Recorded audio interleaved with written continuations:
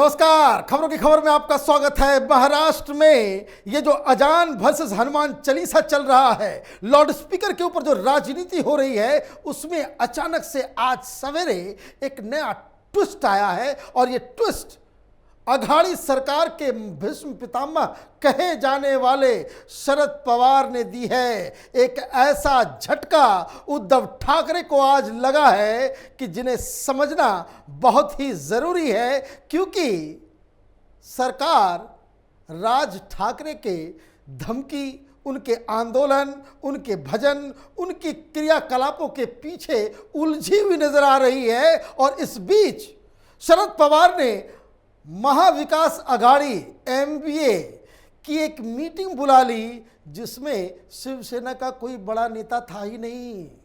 और यह अघाड़ी की मीटिंग हो रही है, चेयर तो इसे उद्धव ठाकरे को करना चाहिए था, लेकिन बाकायदा ऑफिशियली एमवीए की मीटिंग बुलाई जाती है, मुख्यमंत्री नदारद होते हैं और मीटिंग को जो चेयर करने वाले शख्स होते हैं वो शरद पवार होते हैं। शरद पवार ने अचानक से ये मीटिंग क्यों बुलाई?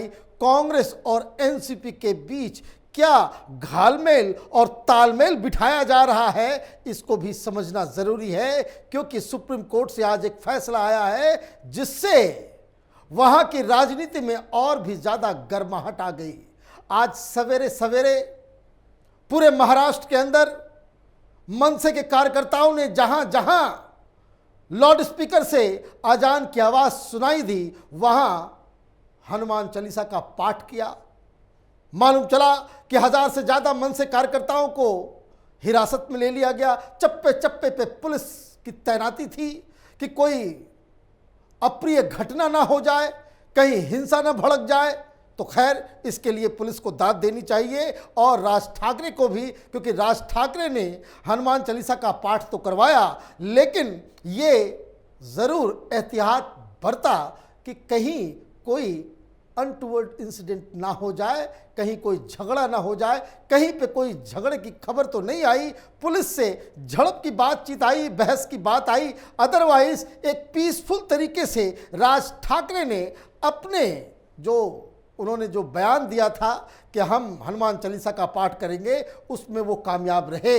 लेकिन जब हिंसा नहीं भड़की, जब सब कुछ अंडर कंट्रोल हुआ, तो अचानक 10 साढ़े 10 बजे ये खबर आई कि एक मीटिंग बुला ली गई है। मीटिंग किस लिए बुलाई गई? मीडिया के मुताबिक जो बताया जा रहा है कि शरद पवार बाकायदा सारी चीज़ों को अपने कंट्रोल में लिए हुए हैं। वो बाहर जगह जगह से, हर डिस्ट्रिक्ट से वो जानकारियां ले रहे हैं, पुलिस को निर्देश दे रहे हैं, और गृह मंत्री इसमें जुटे हुए हैं। गृह मंत्री को वो लगातार फोन भी कर रहे हैं, क्या करना है, कैसे करना है, कहां। तो इसका मतलब क्या हुआ? इसका मतलब यह हुआ कि शरद पवार ने आज सवेरे इस राज ठाकरे के एपिसोड के दौरान ये एम्फसाइज करने की कोशिश की कि जो शांतिपूर्ण वातावरण आज महाराष्ट्र में है, जहां की कोई हिंसा नहीं हुई, जहां मस्जिद के सामने कोई हंगामा नहीं हुआ, मुसलमानों के ऊपर कोई अत्याचार की खबर नहीं आई, इसकी पूरी क्रेडिट वो शरद पवार को जाती है, क्योंकि वही सारी चीज़ों को कंट्रोल कर रहे हैं। अदरवाइज उद्धव ठाकरे सारी चीज़ों को कंट्रोल कर रहे होते तो शायद मामला बिगड़ सकता था। ये इमेज मीडिया के जरिए शरद पवार ने आज फैलाने की कोशिश की, लेकिन मीटिंग हुई। मीटिंग में क्या कहा गया? भाई, मीटिंग किस लिए बुलाई गई थी?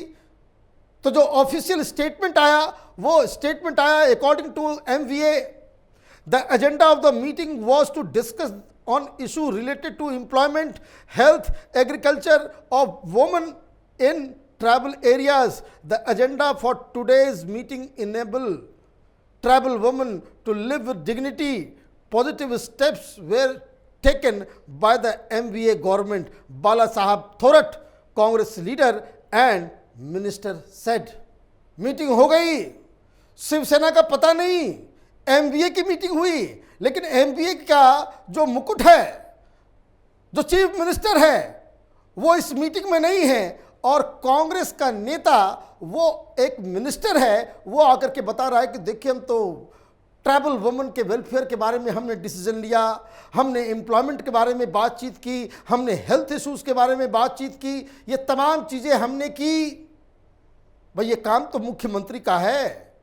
शरद पवार किस तरीके से इस तरह की मीटिंग मंत्रियों की लेते हैं, किस आधार पे उनका लोकस स्टैंडाई क्या है, इसका मतलब है कि राजनीति एक अलग करवट लेना शुरू कर चुकी है महाराष्ट्र में, क्योंकि सुप्रीम कोर्ट से आदेश आया है कि 2 सप्ताह के अंदर वहां पे जो बीएमसी के चुनाव होने वाले हैं, जिसके लिए इतना तामझाम हो रहा है, वो 2 सप्ताह के अंदर ही उसकी नोटिफिकेशन जारी करने का आदेश सुप्रीम कोर्ट ने दिया है। और ये मीटिंग, लेकिन अंदर खाने की खबर यही है कि इस मीटिंग में राज ठाकरे और सरकार ने किस तरीके से इसे हैंडल किया, उसके ऊपर चर्चा हुई।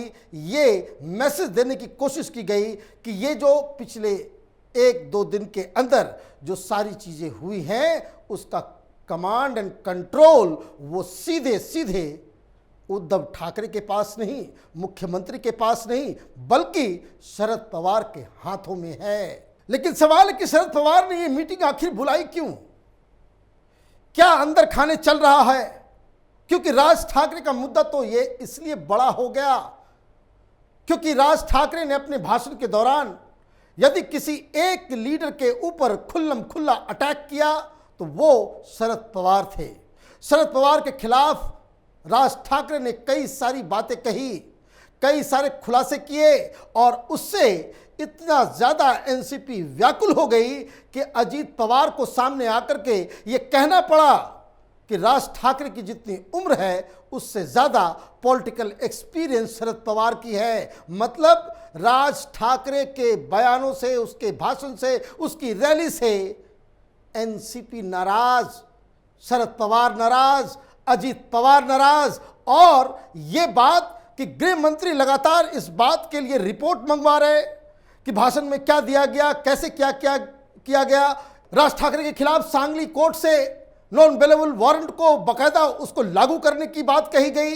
यहां तक कि औरंगाबाद में एक पुलिस सब इंस्पेक्टर ने एफआईआर दर्ज की राज ठाकरे के खिलाफ, और ये कहा गया कि शायद उनकी गिरफ्तारी हो। लेकिन रात बीत गई, पुलिस का वहाँ पे जमावड़ा भी था राज ठाकरे के घर के बाहर, लेकिन गिरफ्तारी नहीं हुई। गिरफ्तारी नहीं हुई तो क्या, ये बड़ा सवाल है कि राज ठाकरे के खिलाफ कार्रवाई नहीं होने की वजह से क्या शरद पवार इतने नाराज हो गए कि आज बिना शिवसेना के ही, बिना उद्धव ठाकरे के ही, बिना संजय राउत के ही वो एमवीए की मीटिंग बुला रहे हैं। महाविकास अघाड़ी की मीटिंग किस हैसियत से और क्यों शरद पवार ने बुलाई, ये अपने आप में एक बड़ा सवाल है। इसका मतलब तो साफ है कि ये जो लाउड स्पीकर, ये अजान, ये हनुमान चालीसा के विवाद को लेकर शरद पवार और उद्धव ठाकरे में फिर वही कोल्ड वॉर शुरू हो गया है। कुछ दिन पहले एक बड़े पत्रकार ने यह खबर दी थी महाराष्ट्र से कि उन्होंने कहा था कि शरद पवार बड़े नाराज हैं उद्धव ठाकरे से। उद्धव ठाकरे उनका फ़ोन भी नहीं उठाते, और जिस तरह से वो फैसला ले रहे हैं, जिस तरीके से वो काम कर रहे हैं, उसमें बहुत ज़्यादा इमेच्योरिटी है। राज ठाकरे के मामले में भी शरद पवार ने पहले ही दिन, जब 12 तारीख को उन्होंने घोषणा की थी कि लाउड स्पीकर के खिलाफ हम आंदोलन करेंगे, शरद पवार ने कहा था कि इसकी बातों के ऊपर ध्यान मत देना, राज ठाकरे को इग्नोर करो।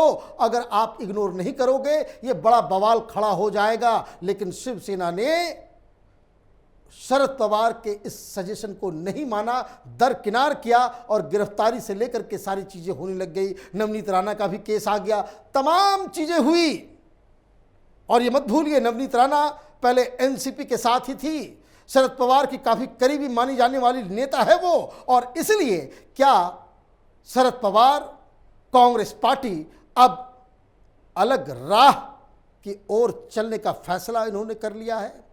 क्या बीएमसी चुनाव में शिवसेना अकेली पड़ जाएगी? जिस तरीके से मीटिंग हो रही है, जिस तरह से खबरें आ रही है, उससे तो यही लग रहा है कि शरद पवार ने शिवसेना को, उद्धव ठाकरे को बीच भंवर में जहां अभी एमवीए और शिवसेना की इमेज बिल्कुल रसातल में धसी हुई है, इस भंवर में अकेला छोड़कर शरद पवार कोई अलग स्ट्रैटेजी बना रहे हैं। वैसे शरद पवार के बारे में कहा जा सकता है कि ये तो कुछ भी पॉसिबल है। शरद पवार तो वैसे व्यक्ति हैं, कांग्रेस पार्टी से 1999 में निकल आए बाहर, कि सोनिया गांधी विदेशी मूल की है और 4 महीने के बाद फिर कांग्रेस पार्टी के साथ जाकर के मिल जाते हैं। तो ये शरद पवार की राजनीति का स्टाइल है।